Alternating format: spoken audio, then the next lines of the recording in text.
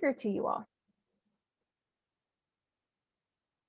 Dr. Marty Jessup is a professor emerita at the University of California, San Francisco School of Nursing, where she conducted qualitative health justice research focused on the lived experience and legal issues of women and families affected by substance use disorders. In 2017, Marty visited her maternal and ancestral community in Charlottesville, Virginia, where she began a deep dive into her family history and her own identity as a Southern woman and white descendant of slave owners. In that process, Marty learned that her great-grand-aunt, Maud, was buried in a cemetery of a historic Black church, and she set about finding out why. Maud's story anchors this account of interracial connections in Fluvanna County, Virginia, during the era marked by the rise of Jim Crow. Marty is a member of the African American Genealogy Society of Northern California and the Afro-American Historical and Genealogical Society, Greater Richmond, Virginia chapter. And now I will pass it on to Marty. Please welcome Marty Jessup. Hello, everyone. And thank you for coming today. I'm so excited that you're here and happy to share my story, my information with you.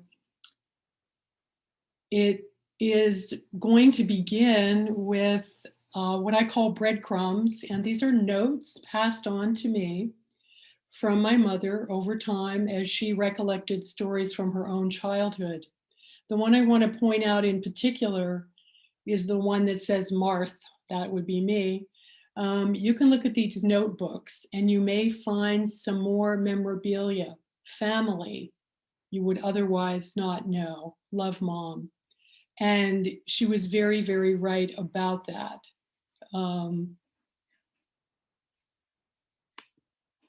I named my talk Connections Concealed, and I chose this title because the things I found were not known to me and not visible. Like many people who begin a genealogical search, I chose this title because I think many of the things I'll be talking about were actively concealed.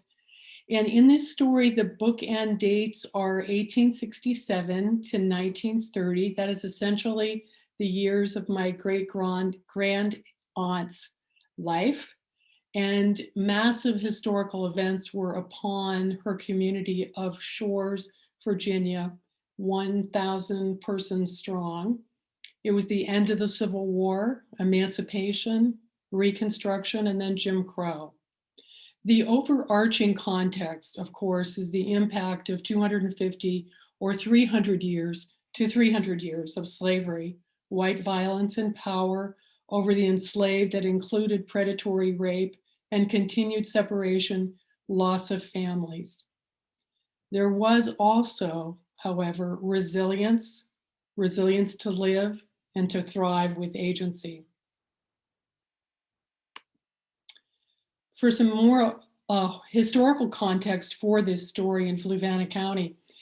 So in 1865, there were possibilities for a new South. Black landowners, Black men were holding political office. In particular, I want to cite James D. Barrett, who was a representative to the Virginia Convention in 1867 and 1868. He was an organizer and a pastor of Thessalonia Baptist Church and a founder of the Barrett Humane Society, where he helped many, many people organize assistance programs for the people of Fluvanna County.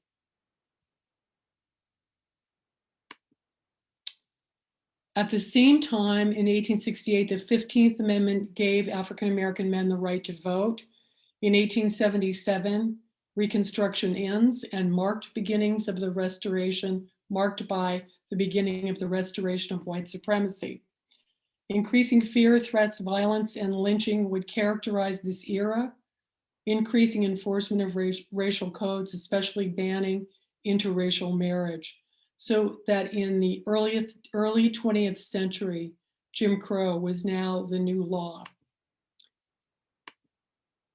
My talk today is going to be about how my great aunt Maud led me to family, the process of research for my family, plus some turning points that change the arc of this story again and again. And those of you who are working on genealogical questions about your family, you know exactly what I mean. A new piece of data, you take a sharp right turn, a sharp left turn, or you're just left with, I don't know what this means.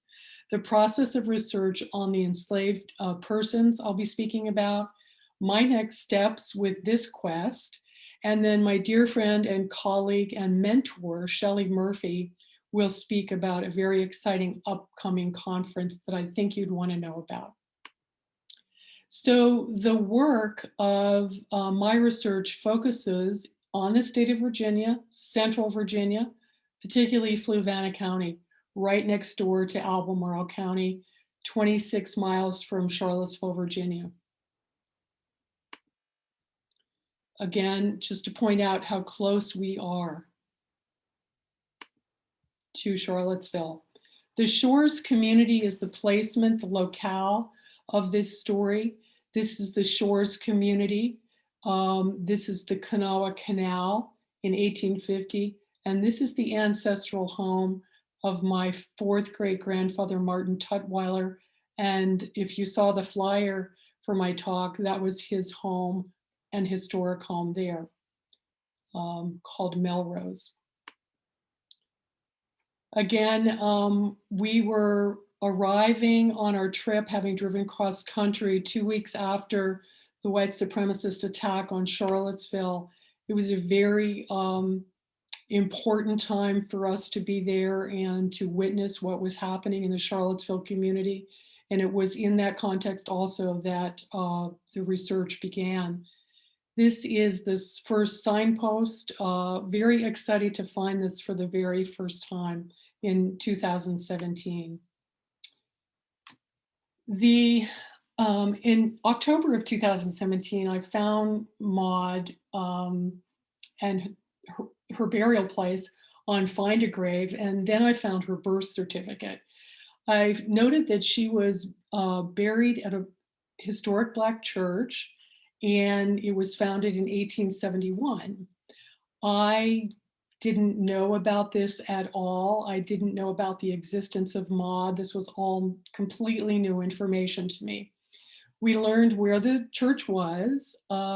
We went to the church and left notes in the door in the hope that we might be able to contact someone who could give us some information, had some knowledge of her somehow, or of the family. We also left a couple of phone messages at a number of different times, and we finally decided to go on a Sunday in early November that year. And this is the church, again, founded in 1871. We decided to leave that morning, got to the church, pulled up, and noticed that there were several people already there, getting there, going to church. And we got out of our car and walked toward the church, and a woman named Mary, who we are very close with today, saw us, welcomed us, said, "Please come in."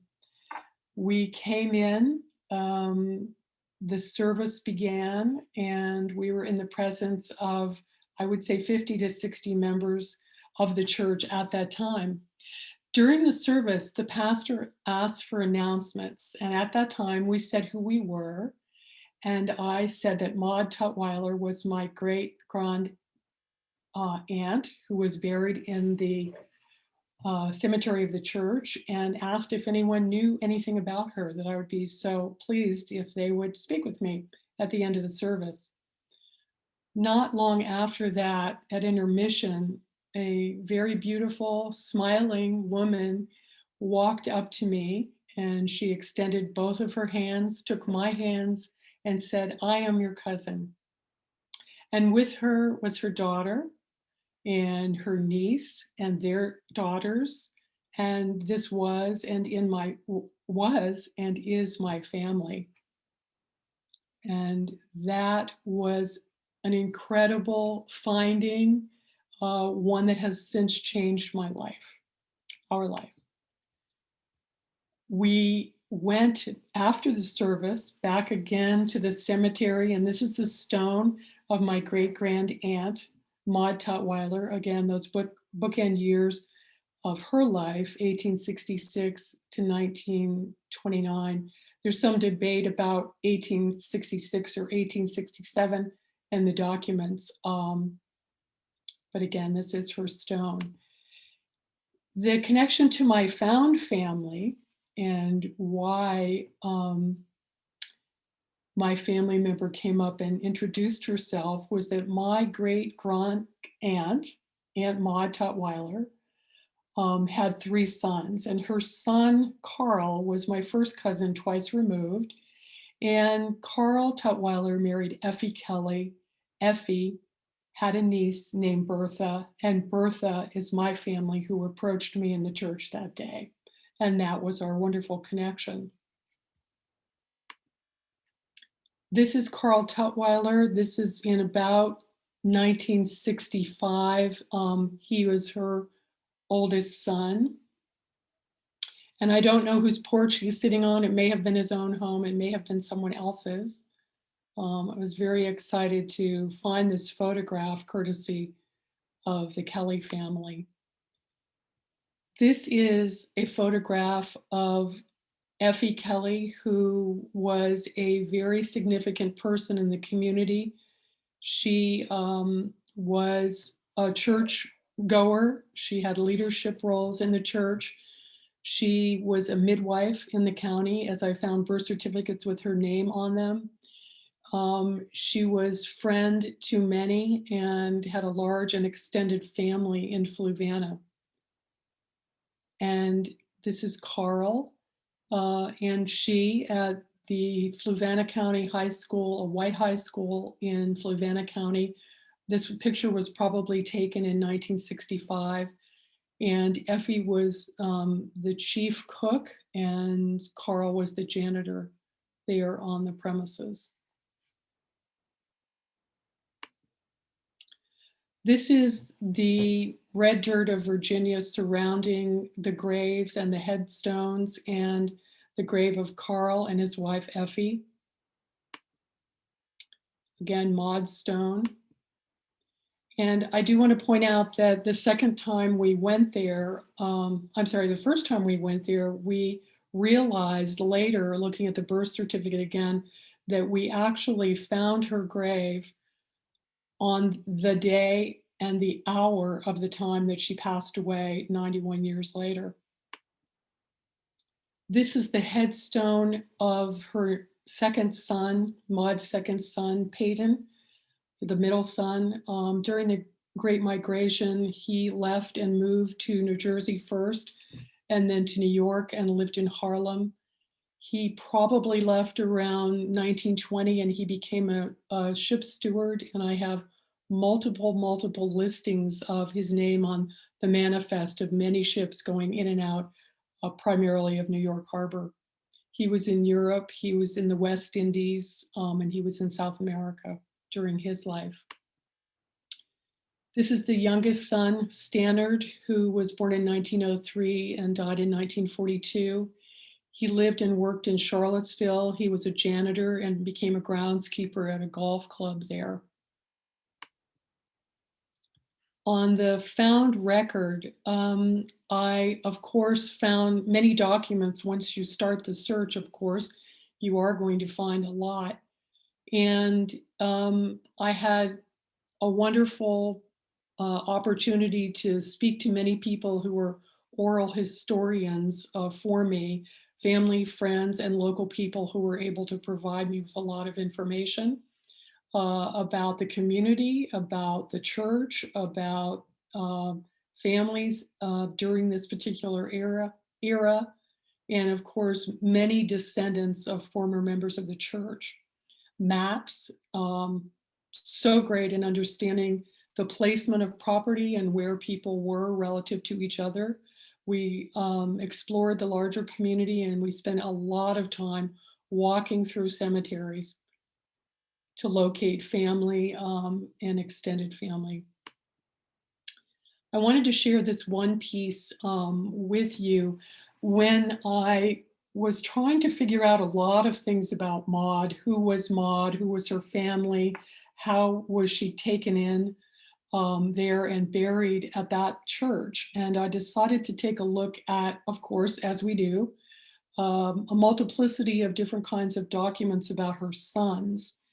There was very little to be found about Maud, and I'll share that with you in a moment.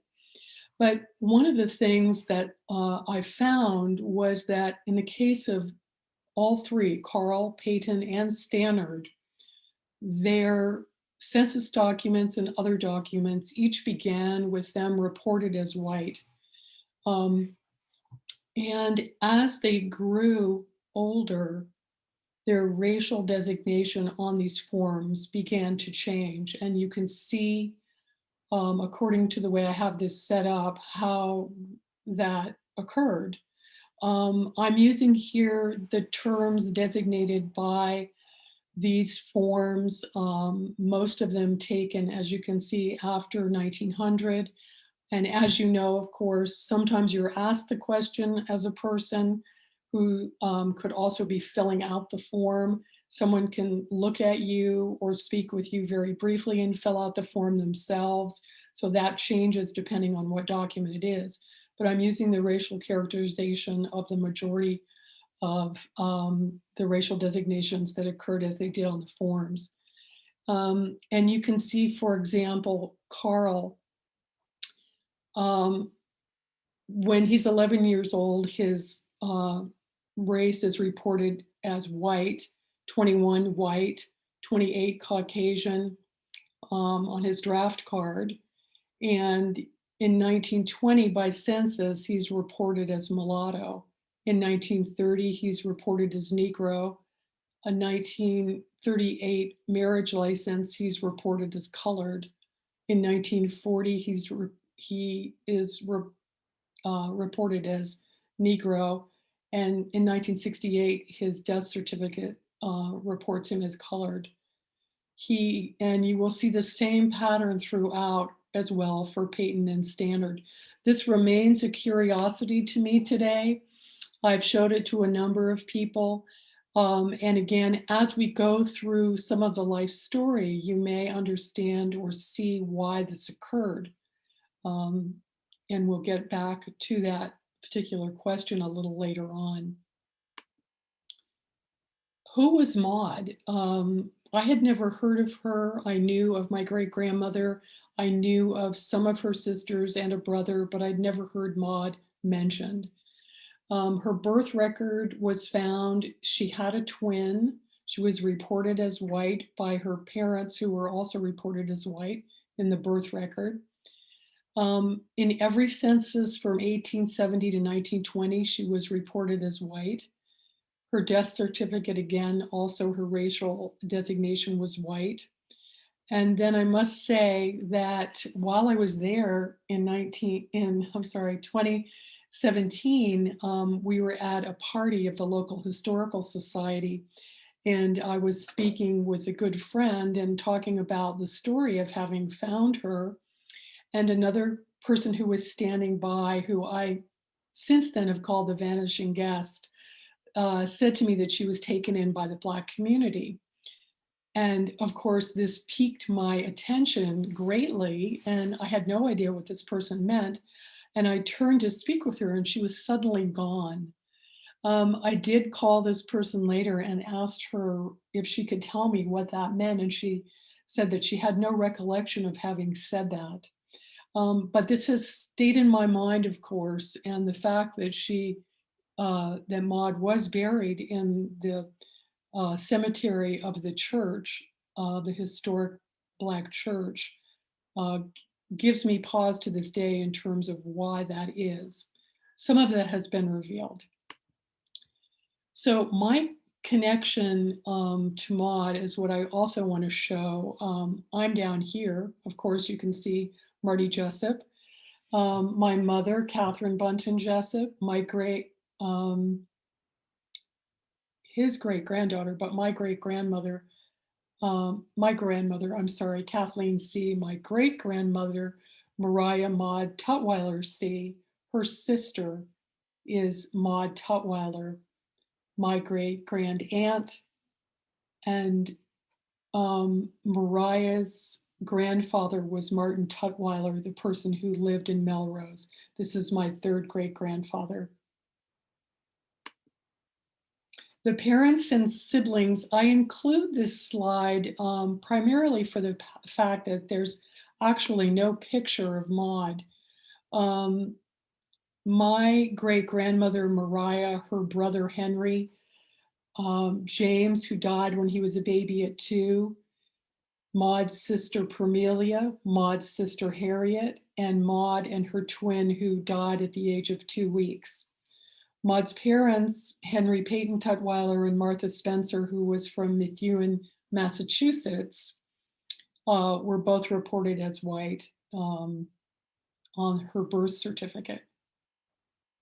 But no photograph of Maud, and none that I've ever found, either on Ancestry or from other family members. Maud's grandfather was Martin Tutwiler, and he lived in this historic home. He was born in 1793 and died in 1864. What you see on the left, this is the inside cover of his store ledger dated 1853. It was a treasure trove of information about the Shores community when we found this. And this was located at the Shores community, the Albert and Shirley Special Collections Library at the University of Virginia. And they had significant papers of Martin Tutwiler and also the C family, which is another family surname.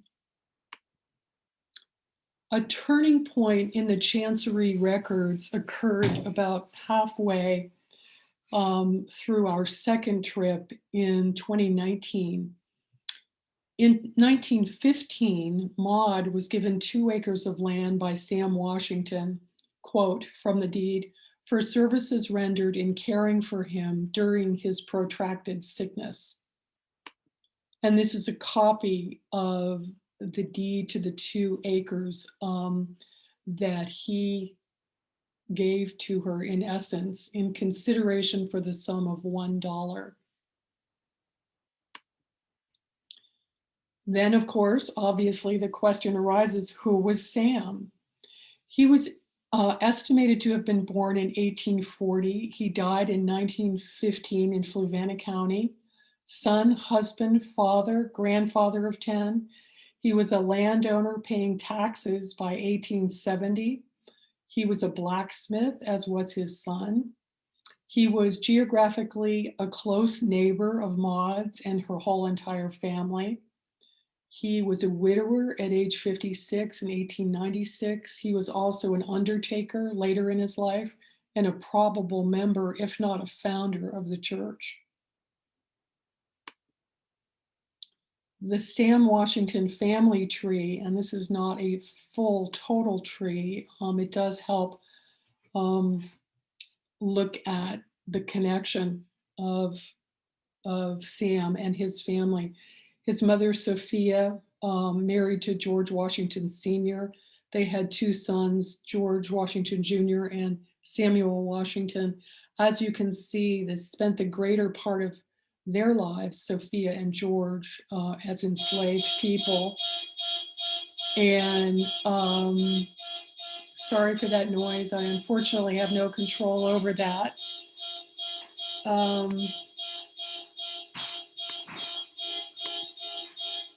Trying to remedy that. There we go. At one point in time, I was in the cemetery and I guess you would say I was meditating. For those of you who've been through family cemeteries, you stop and look, you wander a lot, you're thinking, you're reflecting. And I was standing near Maud's grave reflecting on Sam, actually, and wondering if I knew where he had been buried, where he was located. And I stopped. It was getting ready to be time to go. I opened my eyes. I walked about 12 feet away and looked down. And I looked down on the top of a 2-foot stone, and I saw the words Washington S. There he was, 12 feet away from Maud, and this was the family name. There was nothing written on either side of the stone, but I believed that I had found his stone. And indeed, while we were there, also the groundskeeper for the church cemetery had found Sam's son Tom, his stone and had pulled it up and was in the process of cleaning it and drying it off at the time that we were there. Both of these findings were a great surprise to me, and I was very grateful to have figured out these locations. More information about Sam.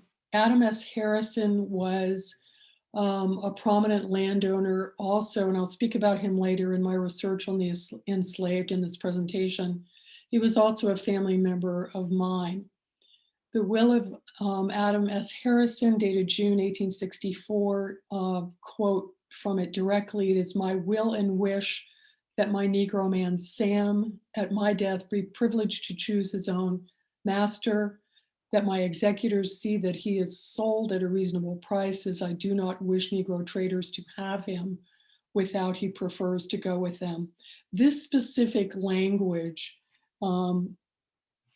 my mentors and people that I worked with there, specializing in this kind of will language and understanding what that meant, it suggests that there was a unique relationship between Sam and Adam Harrison. It's difficult to know what that meant, but he did specify this in his will. Now, Adam was close family in a neighborhood of Martin Tutwiler. Their grandchildren married. Martin's granddaughter, Mariah, my great-grandmother, married Adam's grandson, William E. C. And this was the way the C in the Tutwiler family in my line became connected. A turning point, and I mentioned those earlier, was found in a family diary by Andrew Jackson C., who kept a diary for many years. One of those entries was from January 1907, and it said, "Today, we heard today of old Sophia Washington's death." Sophia was owned by Adam Harrison and was his cook for many years. This said to me that obviously Adam owned Sophia, and in some of the documents I was finding relative to Adam's will and other wills, this suggested that that family was connected to my family through slavery. I want to mention this judge's write-up of a court hearing that he was in charge of in the Supreme Court of Appeals in Virginia. This court case was Tutwiler's Administrator versus Leake and Company, dated July 1869, 5 years after Martin Tutwiler's death. The case in point was that Martin's son and other members of the Tutwiler family sued for recovery of the estate. And the Tutwiler family was always in court.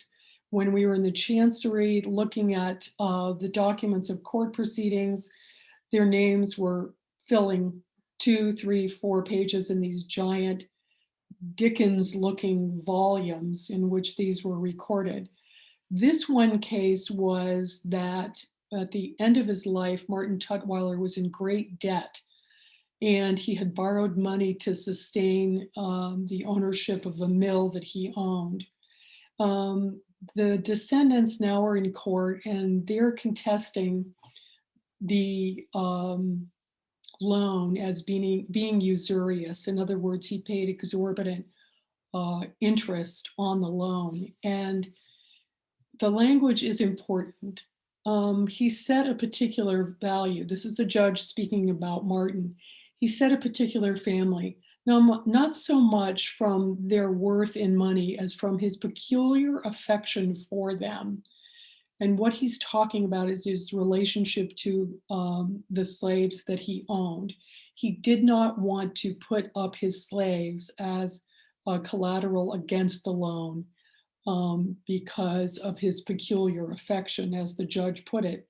Now, this again suggests the possibility that he wanted to keep them close why he wanted to keep them close. It suggests they may have been family.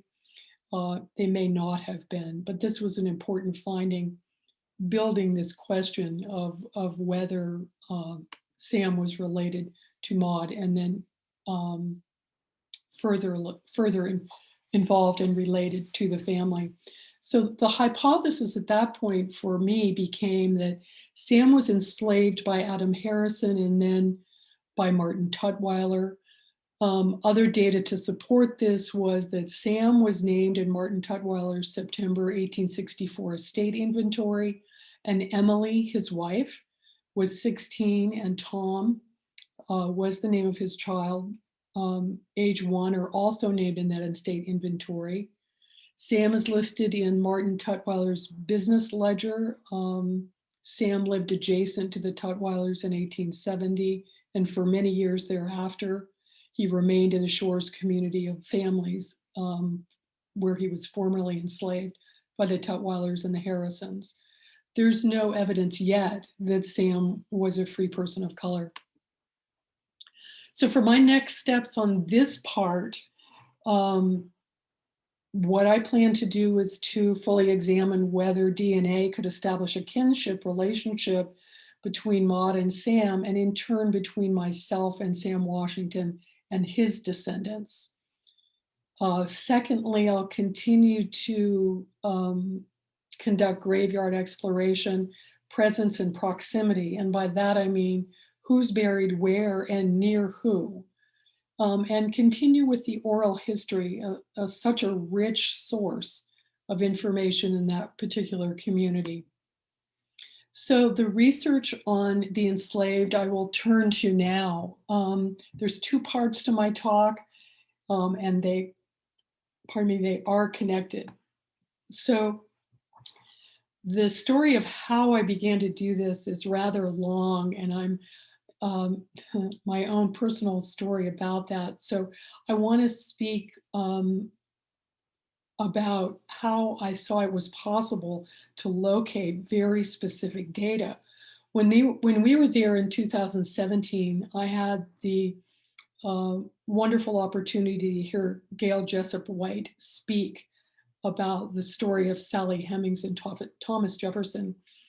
Gail is the public engagement officer at Monticello, and I had, as I said, this opportunity to hear her talk about that specific story. I had also read 2 volumes of history relative to Sally Hemings, her biography and her relationship with Thomas Jefferson.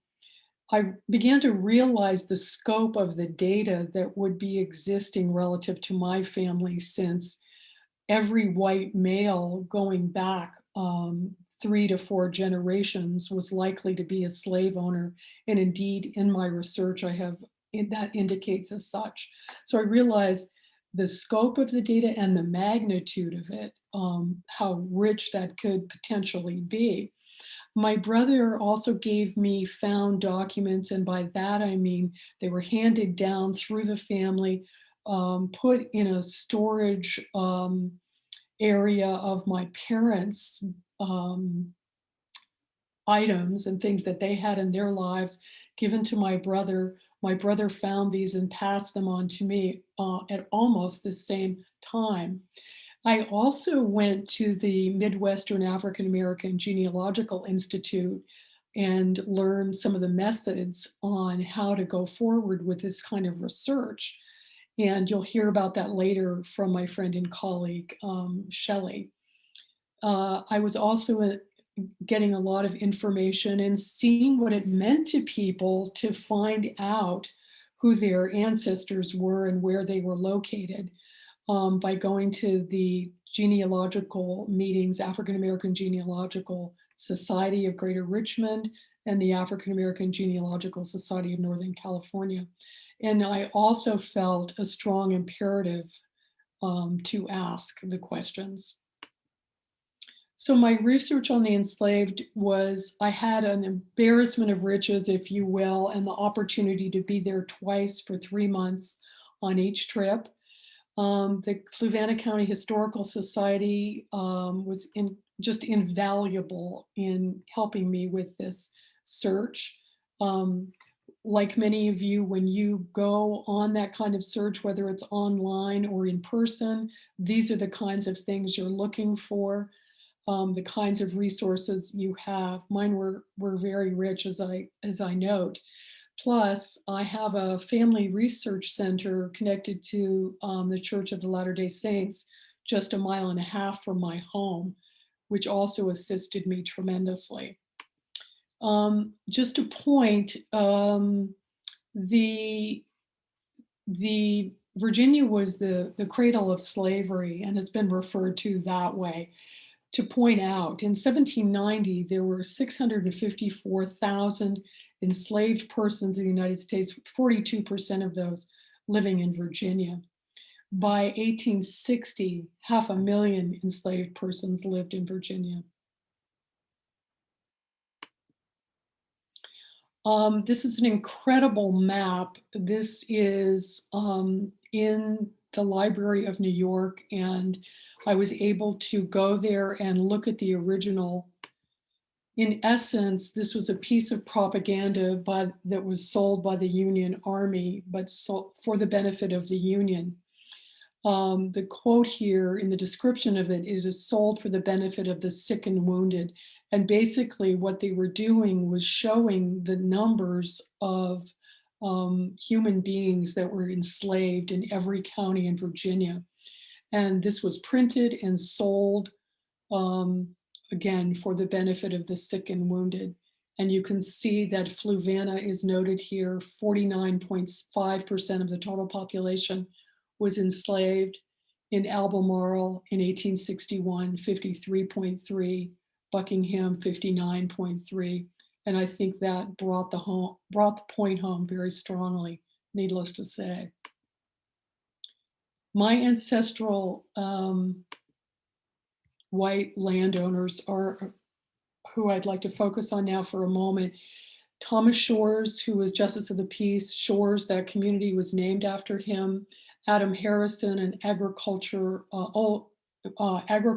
and growing crops and livestock. Stephen C., landowner, mill and store owner, and again, Martin Tutwiler. And they were all slave owners. Again, here we can see the slave quarters and photograph of Martin Tutwiler's home, historic home, Melrose, as it stands today. The sources of information on the enslaved people and their owners, this is just an example of some of the things that I was able to locate relative to my family and the slave owners in my family. Church minute books were extremely helpful, wills and estate inventories, the slave schedules. Many of you are probably familiar with some of these. Obituaries, church programs, including obituary notices. This is a form that I developed to use with my own family, sources of data across the top that might lead me to information relative to their ownership of the enslaved, and the names of people in one line of my family. And there are multiple lines of research that I'm conducting. William H.C., my second great grandfather, going back to Isaac Desay, actually it is pronounced, who his son Abraham C. the First was the immigrant to America. But going back through that line, what I'll do next is look at each of their holdings of their wives, because of course, sometimes the women were the recipients of the slaves. So I use this worksheet. I have multiple lines using this worksheet that I'm doing research with, and this is a continuing process for me. So again, the Fluvanna County Historical Society, just incredibly invaluable, had quite a bit of information given the landowner status and power that these white male ancestors had accrued over time. So there were ample documents for me to review there. The Chancery records I mentioned, deed, probate, mortgage documents, and wills. The Library of Virginia had, of course, an incredible richness of data to review. We looked at tax records from 1866 to 1870. There was special collections on the C family. And again, they housed the slave schedules of Virginia from the federal census. I went to as many conferences as I could while we were there, and the Library of Virginia was a fantastic resource for that. I also was guided through the University of Virginia small special collections library. And I was surprised and had never known about this, but very glad to find the Tutwiler family papers, store ledgers, the estate inventory, the legal cases. And I also found some documents from the Omohundro slave trader ledger. And the Omohundro brothers were notorious slave traders in Central Virginia in the 1850s and the 1860s. This is a page from Martin's store ledger. This is my colleague and dear friend and mentor, Shelley Murphy, who you'll hear from shortly. I would call your attention to the top of this page. These are two separate pages, and you'll see Billy Mann, free Negro. So whenever a free person of color came into the store, apparently Martin made note of that. They would have been required to carry papers to indicate that as such. But because this was a very close-knit, meaning everyone knew each other, knew of people, I guess Martin still felt compelled to note that he had come in, he was keeping track of Billy Mann's purchases. And again, this is, excuse me, this is from the page of 1857, Widow Patsy Shores. And you may not be able to read this, but I will tell you that she rented the man named Daniel for several days to work for her. And the slave owner, of course, retained that benefit, not the slave Daniel. But this ledger was about 102 pages and just an unbelievable amount of information. We hope to get back to that. For my own research on the enslaved, so far I have identified 266 human beings owned by my ancestors. I put this slide up specifically just to show you when you're looking through these documents, and I've been guided greatly by Shelley Murphy and other colleagues and instructors on this. I was able to find that, or I found that 56% of these documents, primarily census documents and slave schedules, you only are able to retrieve the gender by a tick in a column. And but I fortunately have also been able to find many documents with the name and gender, name and age. All three, name, age, and gender, is much more rare in my particular search, but finding the names and the gender is just so critical. I also feel that it's important to know the names, say the names of the enslaved, and I've chosen to put up the names of the slaves as I found them enslaved at Melrose in 1864, and I found this on Martin's estate inventory document at his death. And with this, I'll see what my next steps are relative to my own research on the enslaved. I'll continue research to identify them. I will follow family groupings from 1870 forward, and I have enough data now that there are at least 3 families that I can follow as a group from 1870 forward to 1940, and be able to identify descendants and see them. I will use my grid and continue to gather documents. I'm increasingly engaging with social media, getting on the county historical society sites, letting people know what I'm doing, and actively engaging with like-minded white descendants of slave owners.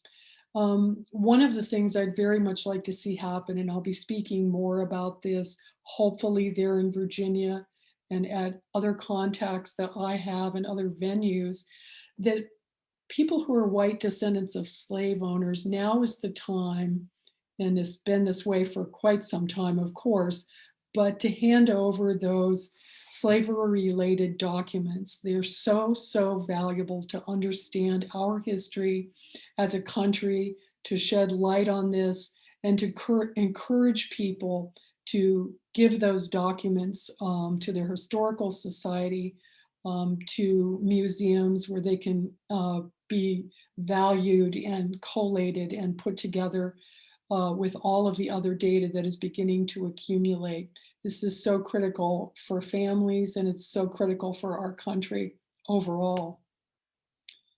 My talk is dedicated to the memory of the enslaved people of Fluvanna County and their living descendants.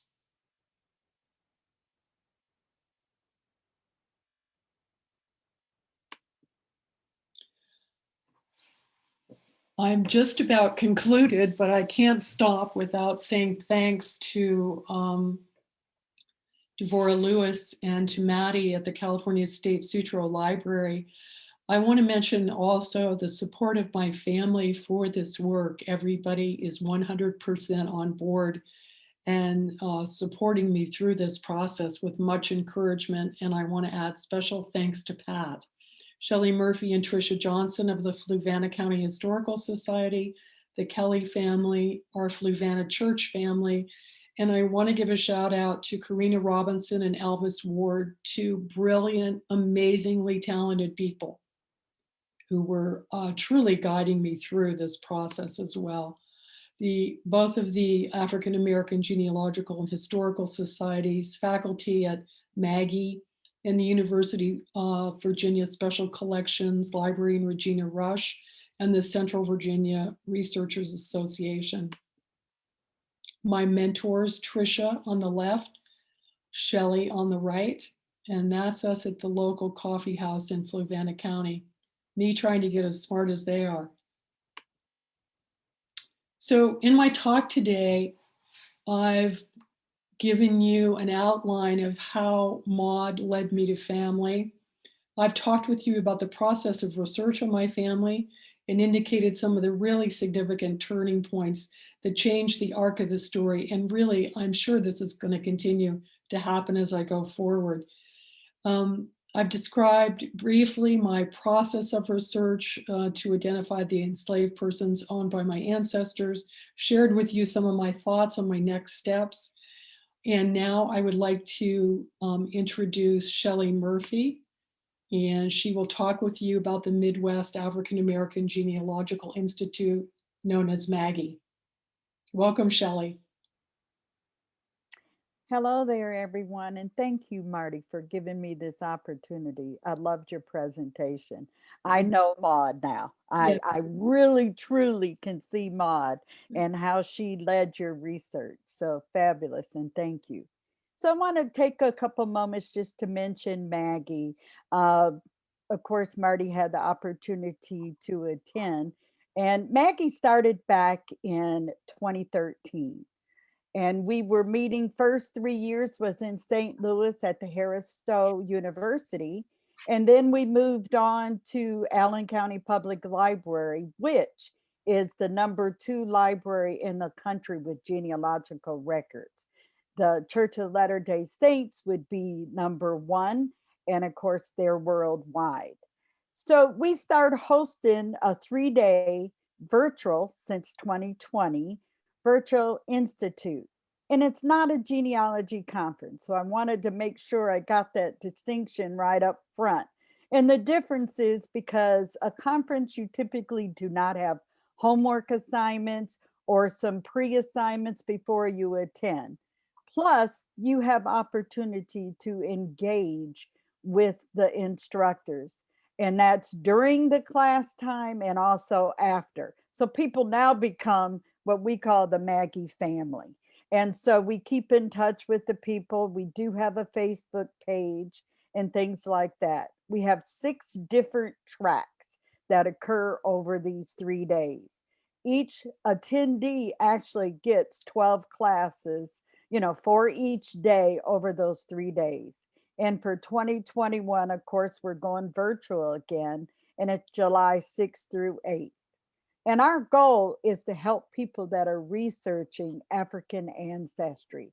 It is to teach and help guide and enhance individuals' research, such as Marty's and other folks.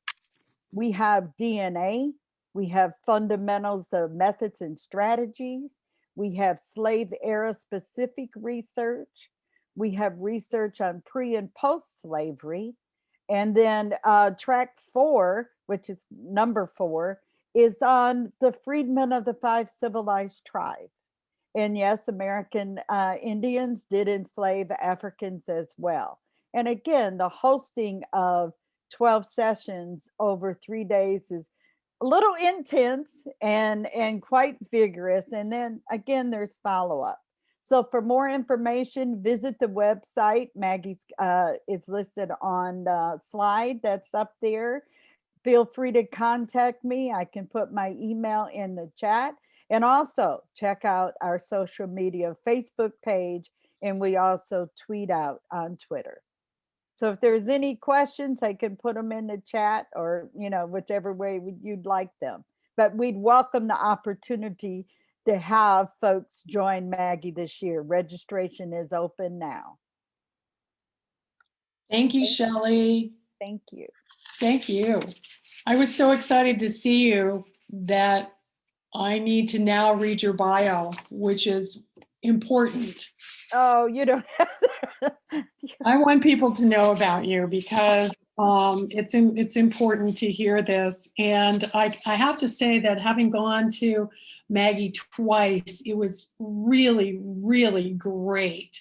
It's just incredibly informative, very accessible in terms of just getting right in there and getting going.